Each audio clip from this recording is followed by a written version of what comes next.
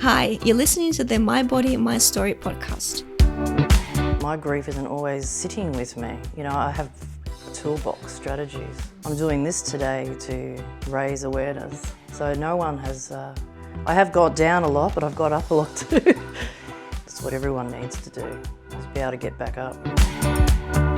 This is the 45 over 45 chapter, where we celebrate rule breakers and role models, the women who inspire us to live life our way and to show their sensuality, beauty, soul, and true essence. Here we talk about what it's like to be 45 plus, adjusting to the changes that come with time, and we'll listen to the stories of our participants. If you have an interesting story to share, we'd love for you to participate. You can email us on info@alexandrawalker.com, and that's Alexandra spelled with a KS, or visit our website alexandrawalker.com. Hi everyone, and hi Christine, and welcome to our studio and to the project My Body, My Story. And while you're sitting in the makeup chair and Chitra is doing makeup for you, I'll be asking you a few questions. So tell us a bit about yourself. I'm a mother of two sons. One is an adult, he's 27, and the other one's a teenager. Oh, that's nice. Yeah. I'm a registered nurse. I've been a nurse for 20 years almost, and work in the area of mental health and drug and alcohol at the moment in Sydney. We moved to Sydney 4 months ago to make a fresh start. From where? Brisbane. So you were born in Australia? Born in Brisbane. Yeah. Noah was not my son who's with me, he was born in WA. I'm chipping away at a law degree, and it could take me another 10 years, but I don't mind because I'm interested in helping people who get discriminated against. We live near the beach now, which is something that I wanted to arrive at. I love swimming in the ocean pools. In Brisbane, in the Gold Coast, you don't have ocean pools, and for a couple of years, Sydney was attractive to me because I knew that all the ocean pools line the coast. So I reached the destination with the ocean pools. I like to practice yoga. I've been practicing yoga since I was 27 and I'm 50. I go to the gym with my teenage son here in Sydney. I like to plan travel adventures, and I enjoy cooking, very novice, but learning along the way. So what's your favorite cuisine? Italian. Italian, yeah. It seems to be a tradition. I take my son to his Italian restaurant for his birthday Oh, that's nice. every year, so we've booked for next Sunday to go to the Oh, it's his birthday next Sunday. Yes, he's 16. Oh, that's nice. We have same tradition with our family, but we go to Japanese restaurants usually for every birthday. It's fun. So you said you like ocean pools. What attracts you the most in that? Well, growing up in Brisbane and having the Gold Coast as my backyard, we were always at the beach. And I suppose was always having to go through the waves, and at least with the ocean pools you can just treat it like a swimming pool, but you've got the ocean water, the salt water. So I find that to be quite easy and refreshing.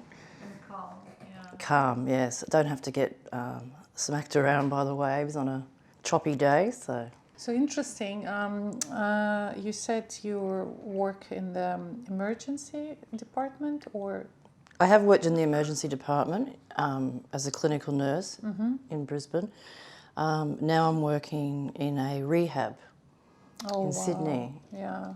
And so it's mental health issues and drug and alcohol problems combined. Yeah. Interesting. I think it's a hard work to do, but probably, hopefully, rewarding. Rewarding in a sense, having the experience behind me is helpful, obviously, with all careers when you grow into it. But I like diversity in my career. I'd like to stay in Sydney for a couple of years, but I see myself going back to Western Australia. Oh, you love it there?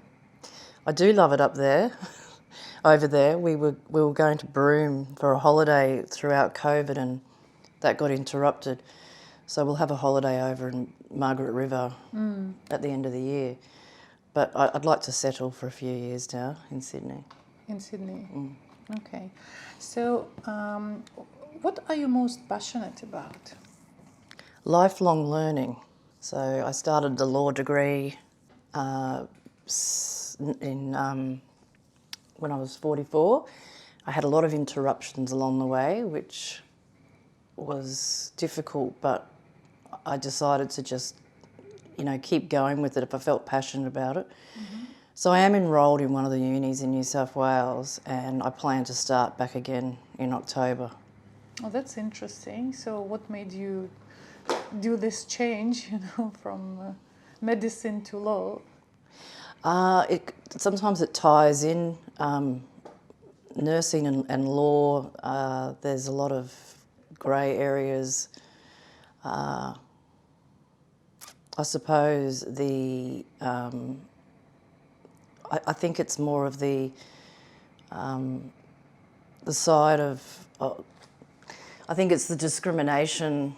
I think it's when, I think I've got a passion for nurses who, they don't stand up for themselves very often. They're notorious to remain quiet because they're scared to lose their jobs. And I've been through some tricky situations where I've had to get lawyers myself. I was innocent, and I know how it feels to be treated treated in a very malicious way by another nurse. And I had to overcome that. I got post-traumatic stress at a moderate level, and I had to take a couple of years off, and I used all the knowledge that I had as a clinician, which I believe helped me to reach that recovery stage, and tried another type of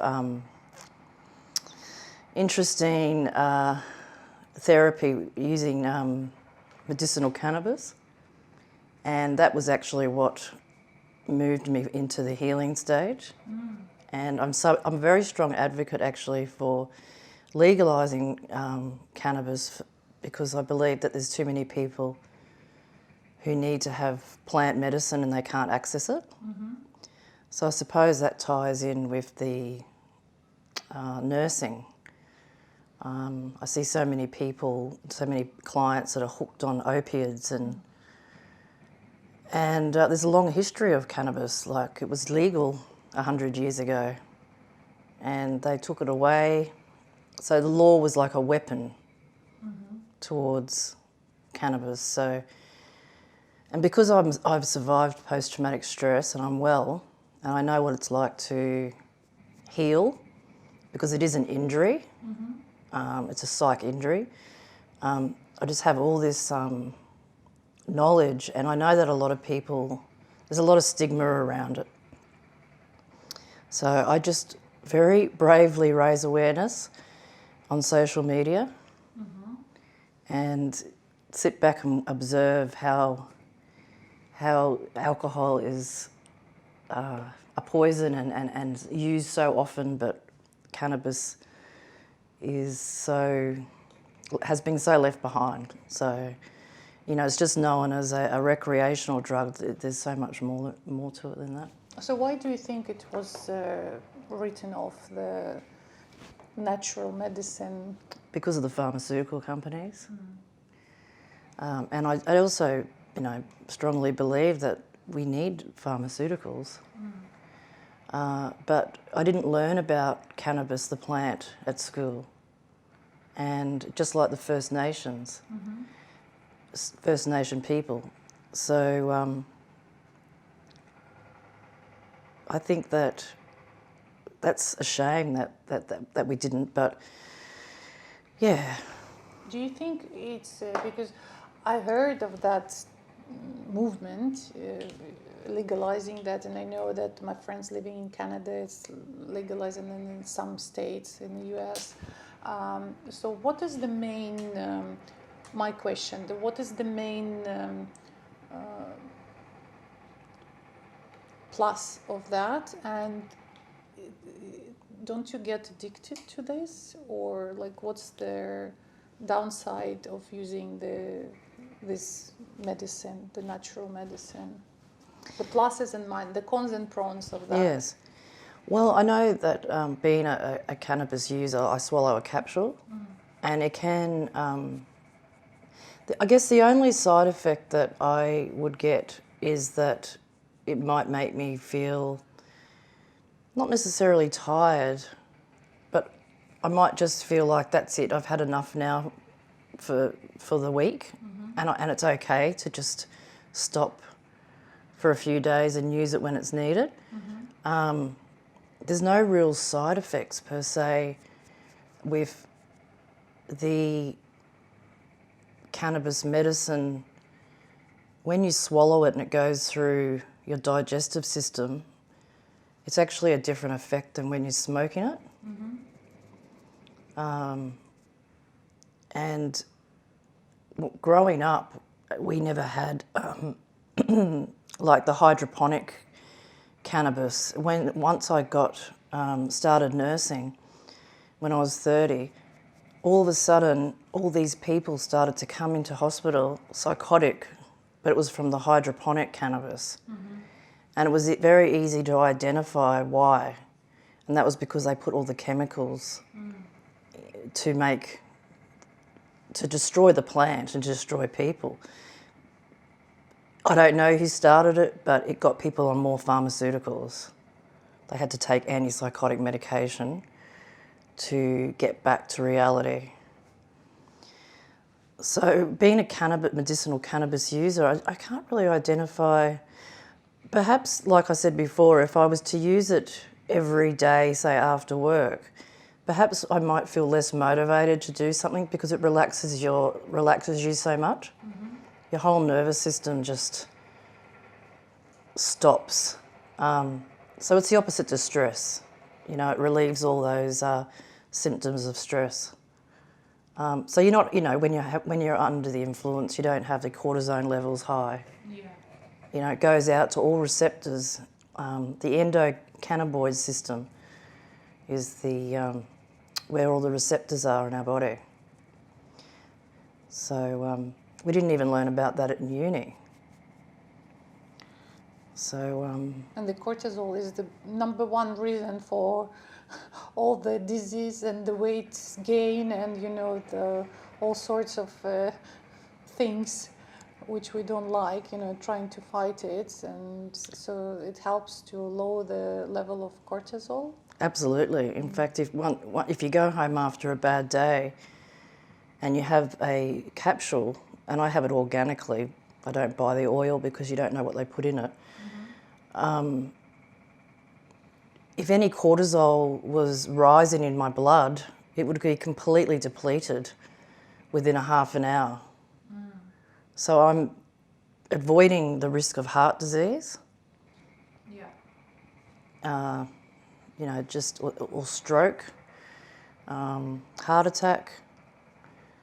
And I like I said, it took away the nightmares when I was experiencing the nightmares from post-traumatic stress, and it put my sleep straight back to normal.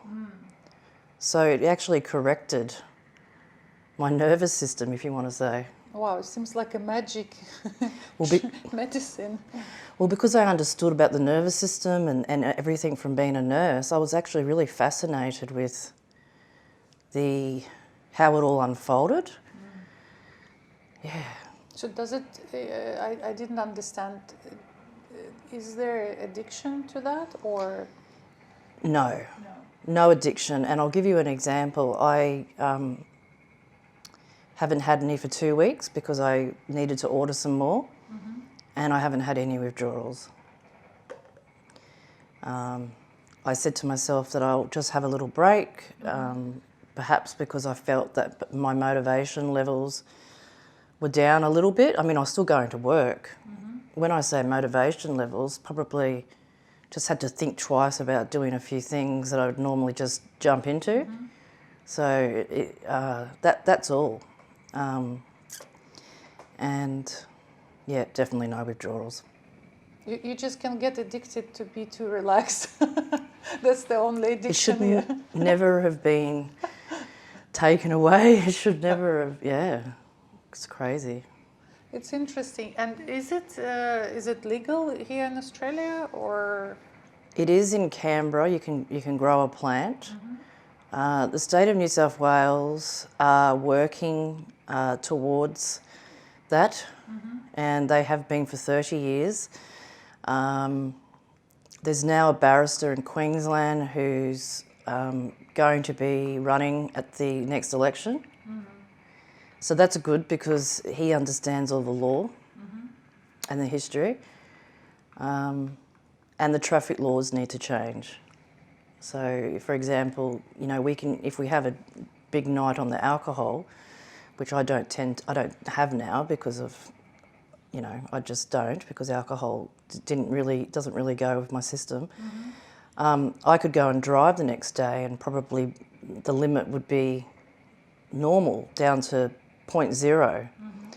But what's happening at the moment and in New South Wales is that because the cannabis stays in your system longer, if they pull you over and do a test and it's in your system, you automatically have to go to court. So there's a inequality with alcohol, a drug that makes people go to the emergency department, that causes domestic violence. And then there's this other plant that is healing people, but you have to face a magistrate. So what are the other applications? First, if you have post-traumatic stress, so it's kind of to do with your nervous system. I heard that they use it for cancer patients as well to release pain, or am I wrong? So what are the uses for this medicine? Yeah, so cancer patients use it to block pain.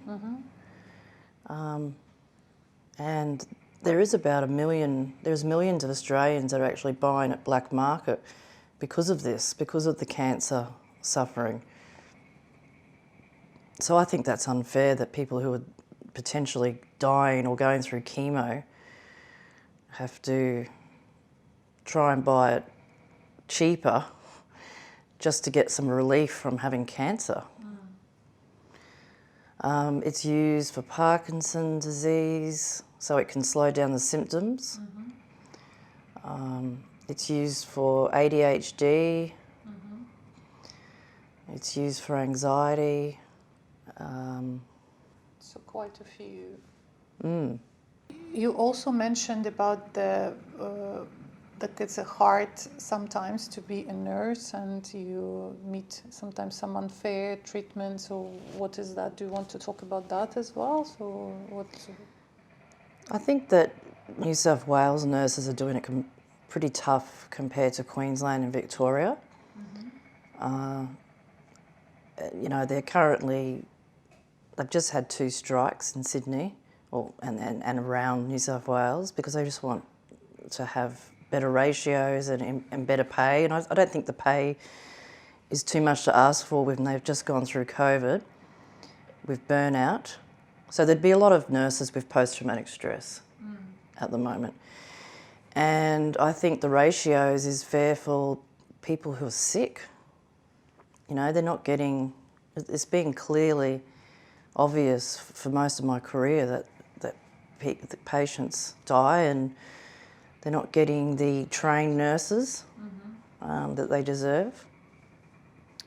So it's very much a human rights sort of issue too. Okay, so let's move to our age questions. And my first question is, everyone knows that we have changes coming with age. But what positive changes have you noticed so far? Well, I think the wisdom goes without saying, doesn't it? You become wiser. For some. I certainly have. I feel like I feel like that I will take every opportunity that comes to me. I certainly have always been someone who takes risks, and I mean, life would be boring if we just didn't like changes, you know. So I definitely don't have a problem with changes. What is the biggest challenge for you at the moment? So I haven't seen my older boy, who's 27, for 7 years, and so there's an estrangement there that I never thought I would have. We had a very close relationship. Like, because grief comes in cycles, it's more around the holidays when it hits me. But it's funny because I found the ring that he bought for me when he was 14 out of his wages from working at Hungry Jack's, and I haven't looked at it for ages, and it was just so nice to remember that, you know, I did have that really amazing relationship with him. So it's an epidemic at the moment when adult children divorce their parents, so to speak. And there's many elements to it. And there were quite a few adults that were responsible for coercive control.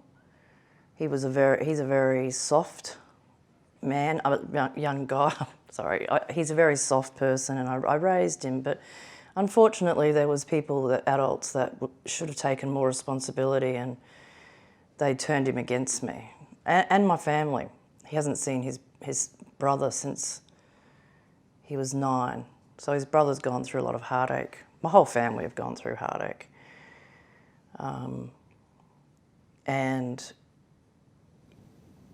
But what was the reason for his departure? What triggered that? When this is what escalated, he was marrying his high school sweetheart, and I received an invitation for the wedding, and it didn't have that I could bring anyone along with me, and I just asked if I could bring someone, and unfortunately when I asked that question it was taken the wrong way, and it was just downhill from there. It was like, you have no rights to ask, you're not married, you don't have any rights to ask for anyone to be at the wedding.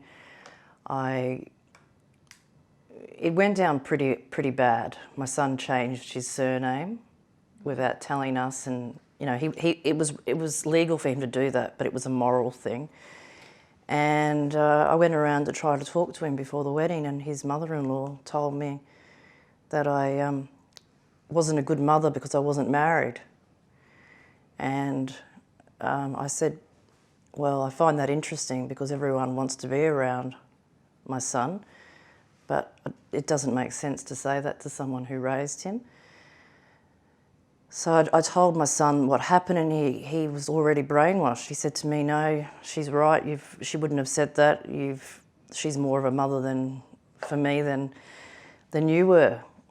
But it was only like, yeah, when he was 14 before he actually met his now wife that he was buying, you know, he bought me a ring for Mother's Day. So, yeah, that was difficult. That's being difficult. You go through a lot of, you know, you contact lawyers. Every lawyer that I have contacted has said it's too complex, and they're right. So. But what you were trying to solve through lawyers?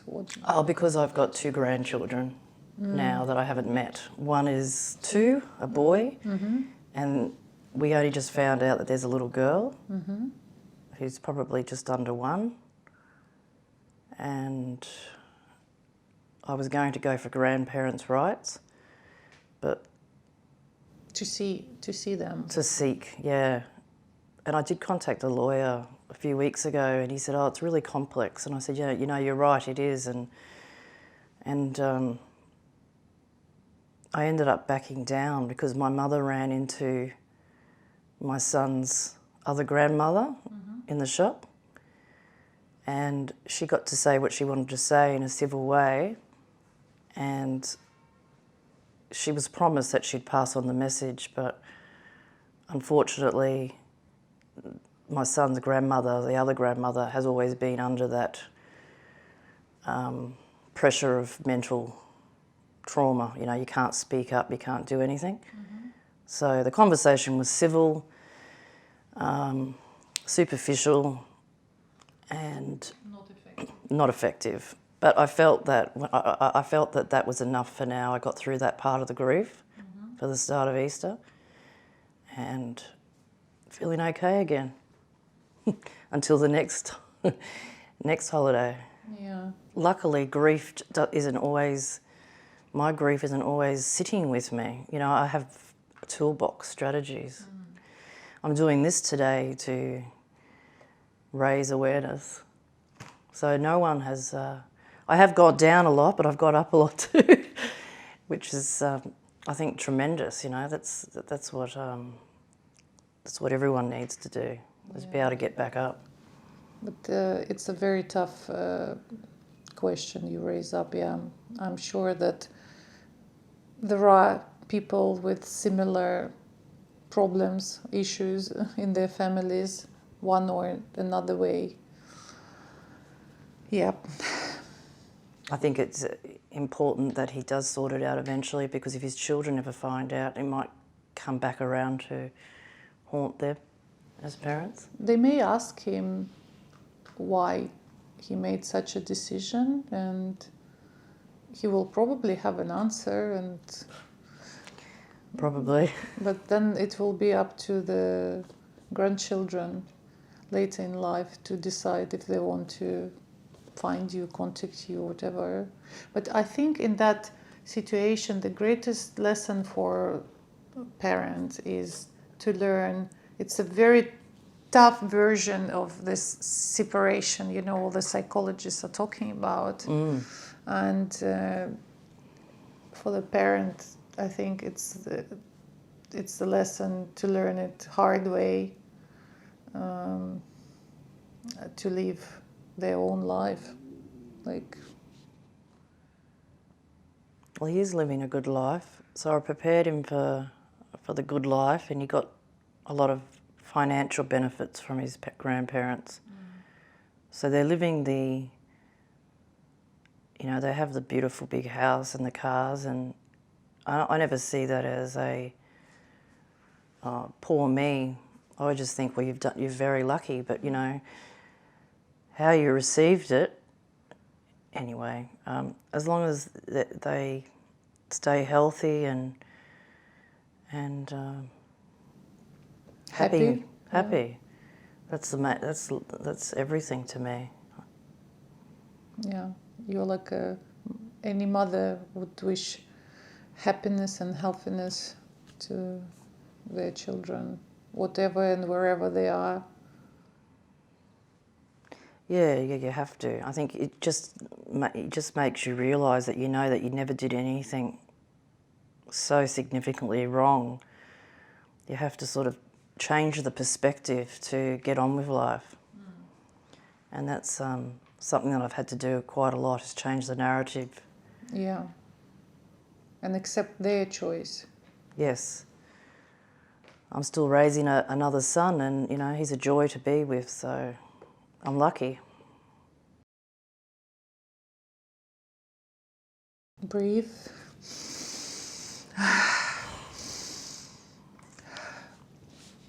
It's good that you brought it out here, because sometimes it's very important to sound it out, to say it out loud, and to send a message, you know, whoever will be listening to you.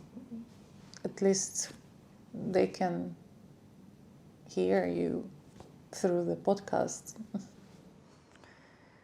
Yeah, there was many times over the years where I would get angry about people judging me if I ever told them that I don't see my son. And I'd be scared that that saying, there's two sides of the story. But I've moved past that now, because I know deep down that there are two sides of the story, but it goes deeper than that. There's a domestic violence, discrimination. It's all entangled. It's not just estrangement. It's, I had to deal with a lot of domestic violence with his father in the younger years, and I got out of that relationship. And he said to me when I was 24 or 23, he said, if you ever leave me, you'll get paid for it. You'll suffer. So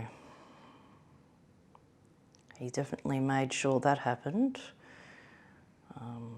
But at least I know it's good to know where it came from, and it doesn't help, but at least I can say, well, actually there are two sides of the story, and my side is that I escaped domestic violence, and he threatened to destroy my life with my son. So we're living in that moment now, and yeah.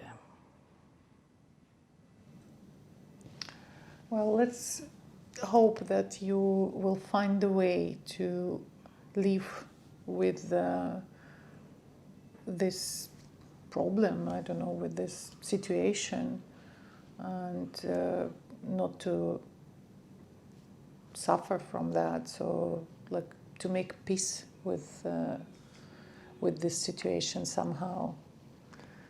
Definitely having a fresh start. A lot of people have to make fresh starts when they've gone through a lot of grief. And so I'm living that now, the fresh start. And what a city to be living in. It's a great city. Still got so much more to explore. I think it's a good way to try and manage this kind of stress, as to adopt some changes, moving cities, moving countries, whoever can do whatever they can do. And just, it's good that you started your law degree study, and seems like you having pretty full life, and maybe there is this situation pushed you for something that you wouldn't do otherwise. Yes. There is a very philosophical saying, there is no friends or enemies in life. There is only teachers and students. Yes. Yeah, that ties in with the lifelong learning. So, what is your greatest accomplishment so far? Birthing two boys. Being a mom. Being a mum, juggling. I consider myself to be a good juggler. I've done a couple of degrees and with both the boys, and worked. Like I said earlier, I will get around to finishing this law degree, but it doesn't really matter if I'm approaching 60, because I'll still be working. Are you planning to work, or just for your use, you getting this degree, or you're planning to change the career? I'm not 100% sure. I think I will, once you get the degree and do a little bit of practice for a few months, you can just go out and be a lawyer. I won't be doing anything like sitting the bar or anything like that because of my age, but I will certainly be, I will be contributing a little bit to discrimination, human rights. I think that would be a nice way to grow old. Yeah. And with the nursing experience, the mental health, I think that will be useful. Yeah, I agree. Very interesting. So now when you're 50, and if you could go back 20 years back and meet your 30-year-old self, what advice would you give her? Keep being curious. I finished my nursing degree when I was 30, so and I was grateful that I did it. So no regrets. Keep being curious. Yeah, it brings more excitement into life. So, what advice would you give younger women who will eventually undergo this age changes and reach their 50s? Well, I would say practice yoga because it keeps the muscle strains away. For example, I haven't practiced for about 6 days because I've been working night duty, but my body instantly told me today, my back told me it's time to get on your mat and it's time to stretch. Yeah. So when I do that, it will automatically soften up all my muscles in my lower back. So I don't consider myself definitely don't have chronic pain, but I don't really have acute pain, but I could see myself having that if I stopped. So I think you can avoid chronic pain when you're 50 if you practice yoga or Tai Chi or something where you're moving your body, but relaxation as well, meditation associated with it. Helps you to stay younger for longer. Yeah, I feel amazing when I've done some yoga. What do I often say? Like I feel like I've lubricated my body. Oh yeah, it's a good comparison. Yeah, I like that. Yeah. So talking about body, so you know that we have all that influences from outside about the body image, and where do you think mainly this idea comes from, and what is it for you, your perfect body? Well, I think it's advertising. I remember when I was in my teenage years, I didn't really buy the Dolly magazines all the time. I might have a look through friends' magazines. But growing, older, I can see that, especially with many young girls and some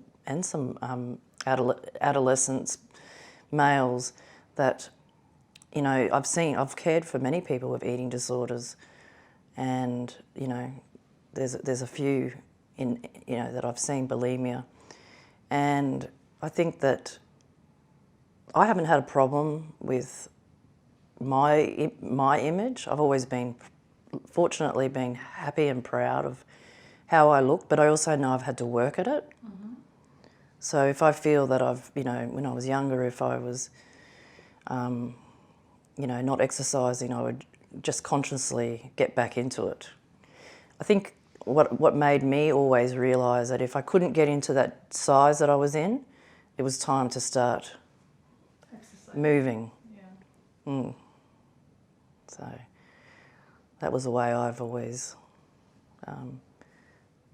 sort of not got myself into that negative thinking outlook on my body image. What does it mean for you, feeling good and looking good? What comes first? Yeah, I thought about this one. It's funny because I know that I love style, and I love styling myself to my body shape. And, if I'm just having an average day, I know that if I put on something that's new and I love it, I know that I'll feel good after looking good. But that's not always the case. If I do some yoga, it won't matter what I put on. But I'm always aiming to feel good through fashion, style. It's interesting that just before 1 week ago, I was sure that for me, feeling good is the priority, to look good. But then I finally cut my hair and I changed my hairstyle, and I look at myself in the mirror, and it definitely adds up.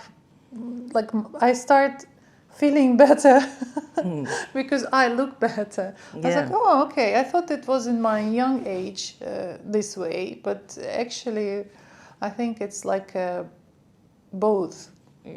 It's I think it can be a connected. combination. In combination, yeah. Sometimes it does help looking good to feel good. Yes, but I definitely know that when I'm practicing yoga before I go out, that I don't feel like I need to look good before. Those endorphins from the stretching, those natural endorphins kick in. So, what makes you feel the most beautiful?